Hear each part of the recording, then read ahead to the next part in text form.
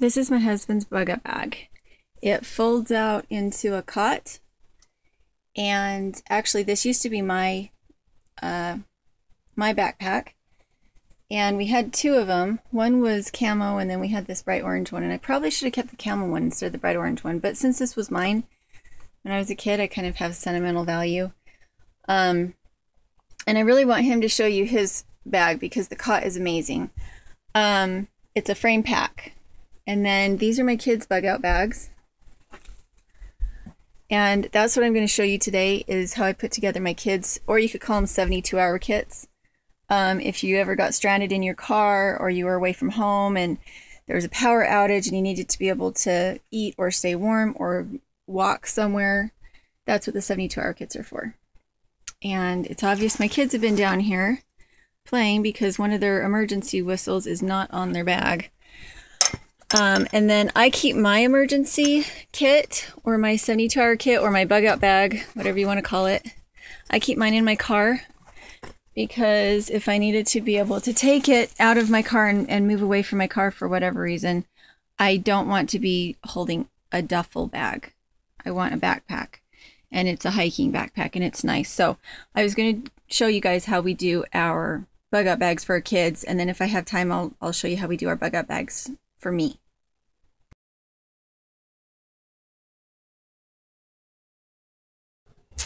This is the girls' emergency kits all put together. I don't waste space by putting their shoes on the inside because if they need the shoes, they're going to be on the outside. They're just going to put them on. I have plastic bags on the outside, so if it's raining, they can put them on. And I have their whistles right there. So these are going to go in the trunk of our car so that they have their emergency kit backpacks. And I'll put mine in the back too. And these are some things I thought of that I wanted to add. So Kaya does not have one of these in her backpack because it's a little bulky, and she would probably be drinking out of mine anyway. So Paige does have one in hers. I'm going to put one in mine. And actually, I'm probably going to put two in mine, because if you have purification tablets, it doesn't do you any good if you have to be moving and you don't have any way to hold the water once you purified it. And then I'm going to put some iodine tablets in for my camera will not focus. It's for radiation sickness. I'm just going to put one of those in. You know, in that kind of situation, I don't know how much good it would do you, but you know, it might, and it's not real heavy. So I'm going to put that in too.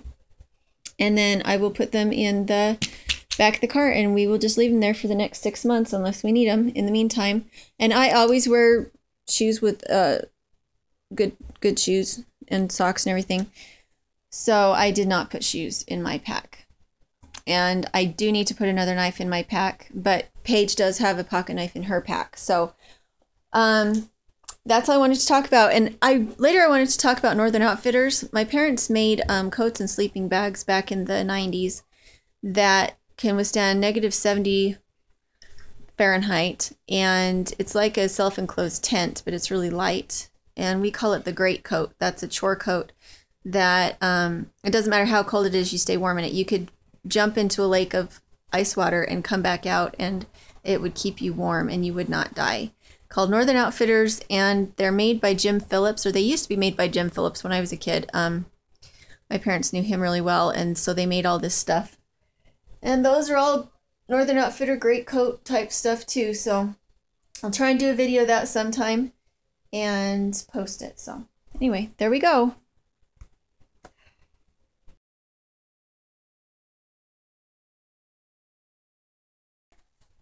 Go ahead.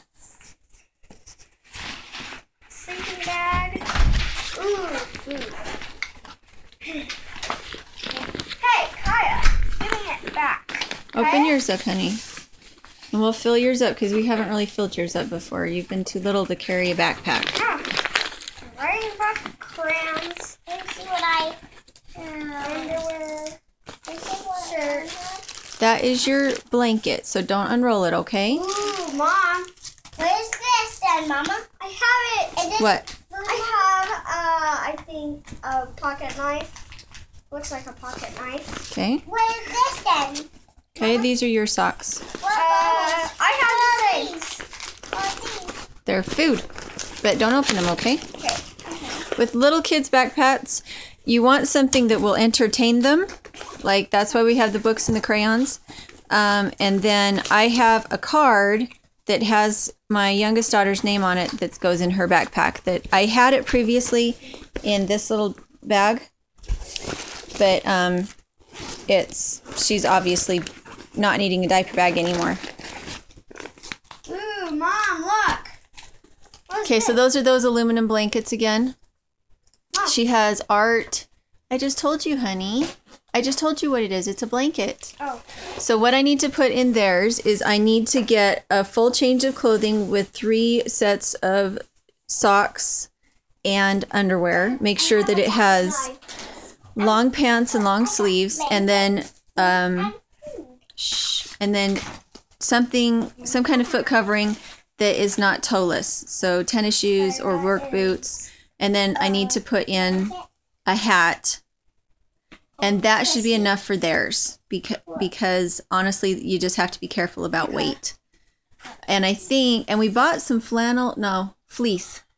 We bought some polar fleece blankets to put in theirs, because that little backpack, or that little sleeping bag is probably not going to be as warm as a fleece blanket would be. And then each of them have an emergency whistle that I tie to their backpack, because otherwise they lose them. So they will be tied to their backpack. And that's about it, because if we leave like flashlights and stuff in there, then they play with them. They don't really take it seriously. And again, if there was an emergency, I would put my, you just made me lose my train of thought. The light went on and my light went off. Emergency, you put food?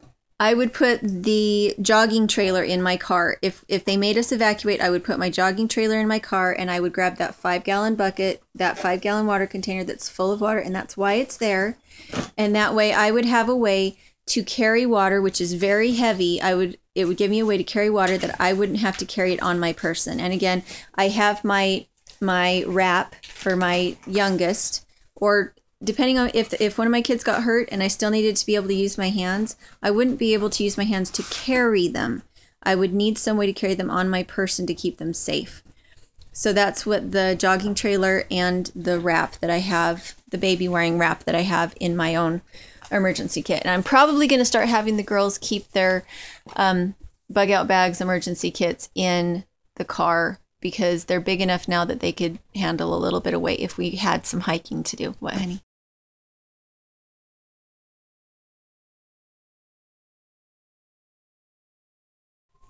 When packing an emergency kit, whether for you or for your children, go for ratty clothes. This is not a dirty shirt, it's just one that's been stained. Go for ratty shoes, as long as they are holding together nicely. Go for cheap backpacks. The only thing that you really need to think about here is light. You don't want to have more than 1 change of clothing in your backpack. You need it to be light. You need to be able to move quickly with it, just in case. So you're not going to put canned goods in it. You're not going to put any kind of heavy moisture, heavy anything. You want everything to be very light and very quick. I do have my Leatherman on me. I'm going to put this in. There's some other things I found that I wanted to put in. I have some of these, so I'm going to put some more of these in. And some licorice sticks for my kids, and the fleece blankets. Because if it comes down to it, a fleece blanket is going to keep them warmer than a sweater. And I don't have a lot of room in Kai's backpack, so that's what's in her backpack, is a fleece blanket.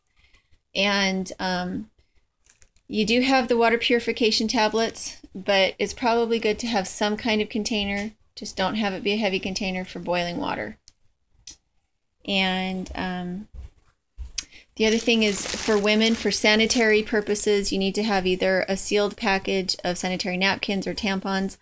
The Diva cup is nice because it is small and light and reusable, but a Diva cup is not for someone who has not ever been intimate. It's for someone who's had babies, because they're uncomfortable for someone who hasn't had children. So there we go. And I do have some water canisters that I'm going to take, but anything that's bulky and heavy that I think I have to have, I'm going to put in my pack rather than in my children's packs, because again, light. Unless I want to be carrying that backpack on top of my backpack, I need to keep it light. So this is how I pack the bags. I put a garbage sack on the inside of the pack, because if it rains, you don't want all of your nice, clean, dry things that are inside the pack to get wet. You must stay warm and dry means warm. So extra panties and socks and everything for little girls.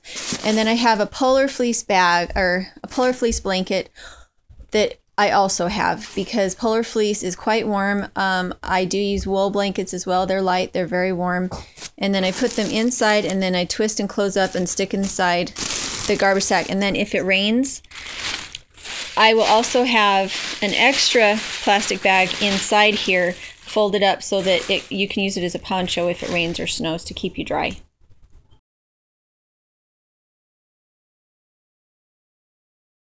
Okay, so this video today is going to be brutally honest, because I have not looked in my Bugout bag for a while. And you should go through it every time the season changes, so every 6 months. So, toilet paper wrapped in plastic. And a story about this Bugout bag is we went to the Army surplus store because I needed a pack. The pack that I had was too big, and I was tipping over when I was using it. And so I went to the Army surplus store, and they had this backpack there for, I think, $50. And I looked at it really carefully, and the stitching on the side of one of the zippers had just completely pulled out. And so I went and looked at the rest of the backpacks, and they had completely pulled out.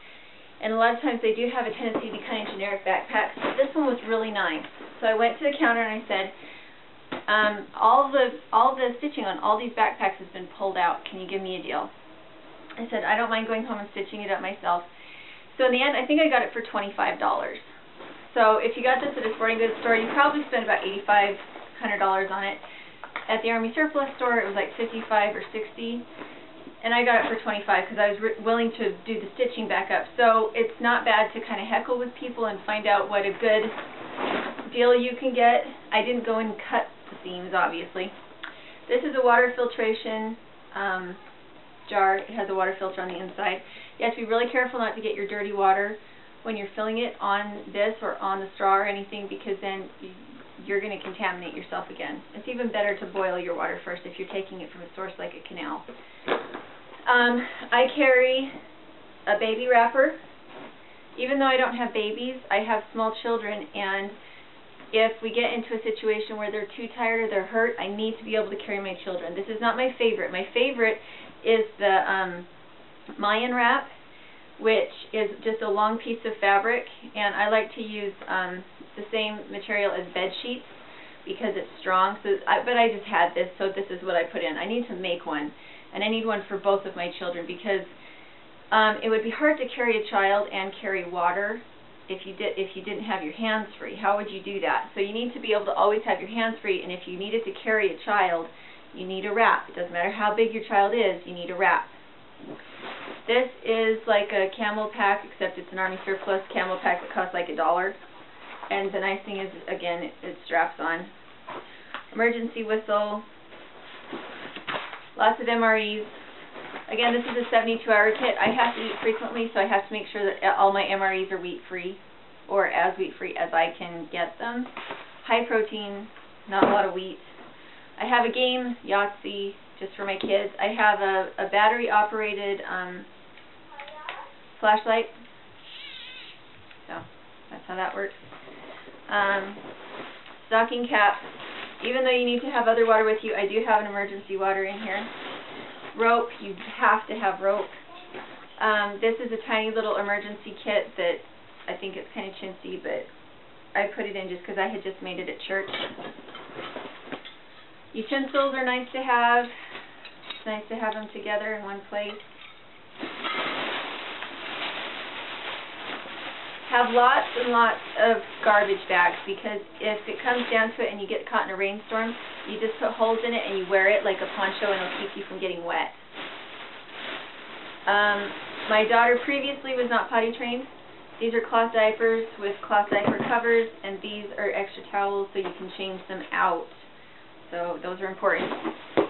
And diaper rash.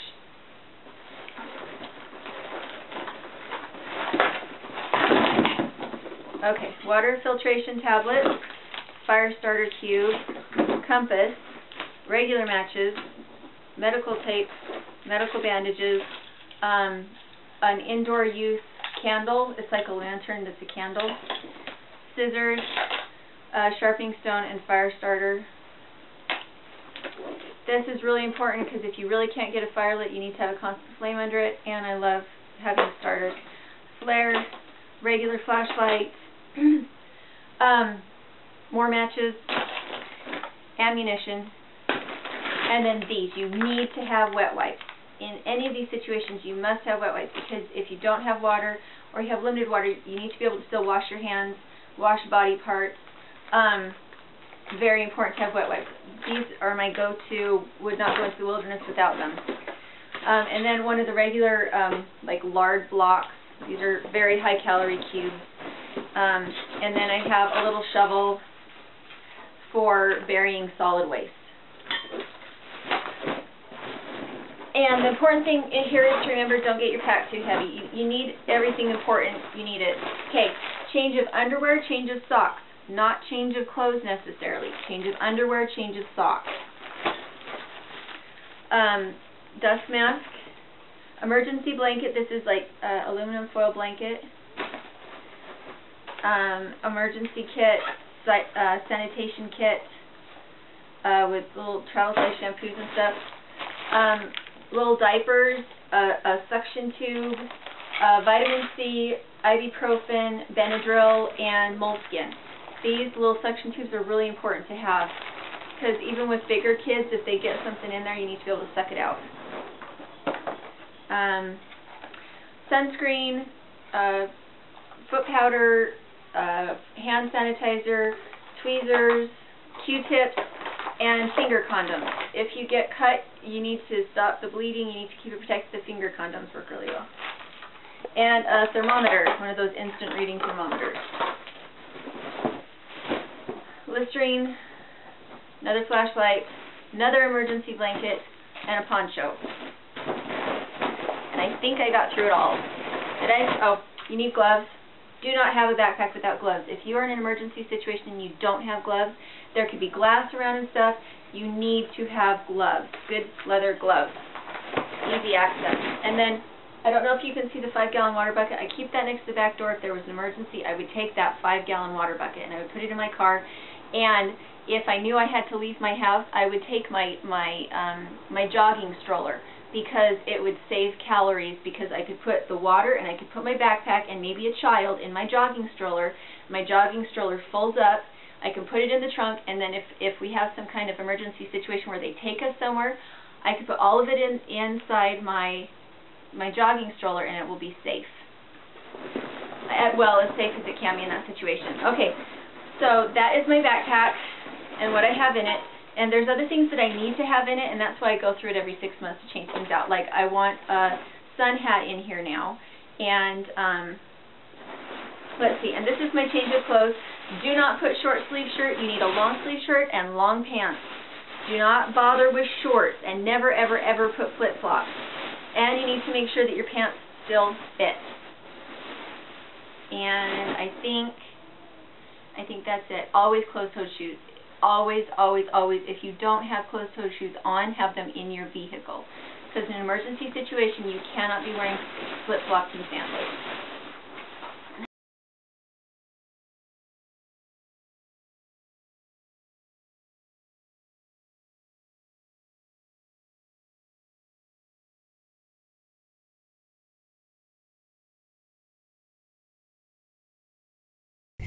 Paige, you may not go over there. There are people downrange. Come here.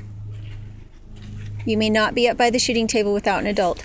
So, shame on us. This is kind of funny. I just got in the emergency kit because it's 65 degrees today, which is perfect for shooting. It's overcast. It's wonderful. It's 65. But the kids, there's a cold breeze, so the kids are a little chilled. So I got in our emergency kit, and shame on me. I had a jacket for one child, but not the other one. So I think this must have been made when we had a baby and a toddler. So I had to give Paige my sweater and put Kai in the sweater from before so that they aren't cold. So I'll have to. He brought 2 shirts. What's that? Huh? So we need to go through the emergency kit. She had a jacket in there. I didn't have one for Paige, but the rest of it looks pretty good. So that was kind of exciting that we had at least one thing. So. And another video. So that's good. So.